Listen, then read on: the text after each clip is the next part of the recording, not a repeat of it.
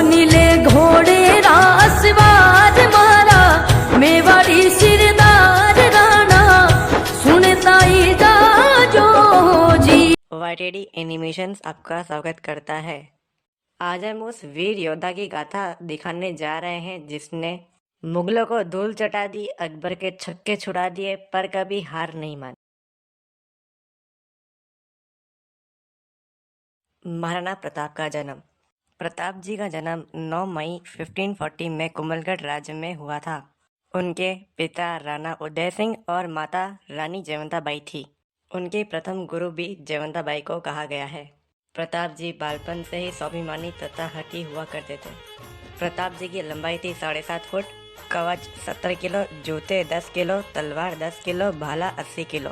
बालोल खान को कैसे काट डाला। समस्या ये थी कि कुछ राजपूत राजा जैसे आमेर के राजा तोड़ामल जी जय सिंह जैसे लोग मुगलों के पक्ष में थे। सिंपल पॉलिसी थी अकबर की, डिवाइड एंड रूल। उसने राजपूतों को आपस में लड़वाया और उसका पूरा लाभ अकबर को हुआ। परंतु विपरीत परिस्थितियों के होते हुए भी महाराणा न कभी झुके न कभी हारे। महाराणा प्रताप का व्यक्तित्व। महाराणा प्रताप जी का व्यक्तित्व ही इतना सुंदर है कि शब्द भी कम पड़े उसे दर्शाने के लिए। वे भोगविलास से बहुत दूर रहते थे। इंद्रिया तृप्ति का मार्ग उनका नहीं था। वे सेना के बीच रहते थे, उन्हीं की तरह खाना खाते, जंगल में रहते, अपनी सेना का पूरा समर्थन करते। ये वो क्वालिटी है जिस वजह से उनकी सेना उनसे बहुत निष्ठावान थी। एक बार प्रताप जी के कहने पर अपनी गर्दन कटवाने को तैयार थी। इंसान तो इंसान, जानवर भी प्रताप से अति प्रभावित थे। ये उनका प्रेम ही है जिसकी वजह से चेतक 28 फुट की खाई कूद गया, वो भी घायल अवस्था में। चेतक और राम प्रसाद का बलिदान। एक युद्ध के मध्य में चेतक मानसिंह के हाथी पे चढ़ गया। उस समय युद्ध में हाथी के सूंड में तलवार होती थी।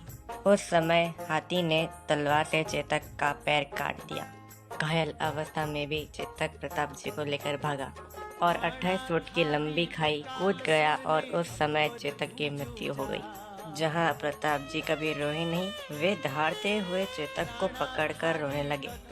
तो सोचिए, जिस व्यक्ति के लिए एक जानवर तक इतना वफादार हो सकता है, उनका व्यक्तित्व कितना महान होगा। ना सिर्फ चेतक परंतु राम प्रसाद करके हाथी था जो प्रताप जी का था। उसने युद्ध में 8 हाथियों को मार डाला था और न जाने कितने ही घोड़ों को मृत्यु के घाट उतार दिया था। राम प्रसाद पे अकबर की नज़र थी। अकबर ने राम प्रसाद को जीतने के लिए 12 हाथियों का चक्रव्यूह रचा और फिर उसे किसी तरह बंदी बनाकर ले आया और उसका नाम पीर रख दिया। 28 दिन तक अकबर ने उसे खाना खिलाने का प्रयत्न करा, लेकिन हाथी टस से मस न हुआ। 28 दिन तक प्रताप जी के विरह में अन्न जल त्याग दिया और 28 दिन बाद उसकी मृत्यु हो गई।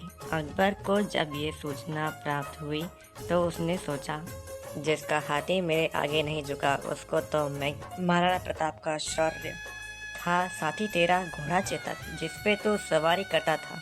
थी तुझमें कोई बात जो अकबर भी तुझसे डरता था।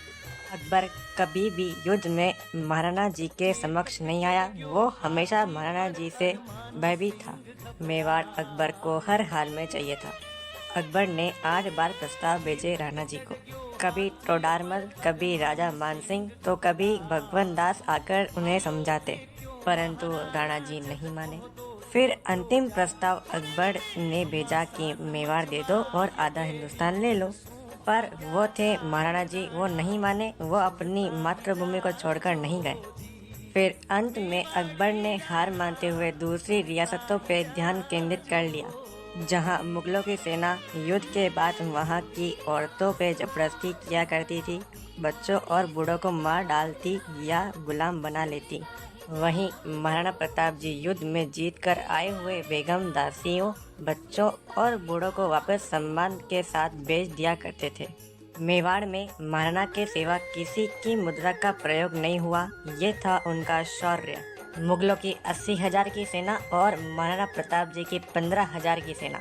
तब वीर प्रताप जी बोले, एक एक योद्धा 5 मुगलों को मारेगा। हल्दी घाटी युद्ध में मुगलों को धूल चटा दी थी महाराणा प्रताप जी ने। बलोल खान, जो मुगलों का सेनापति था।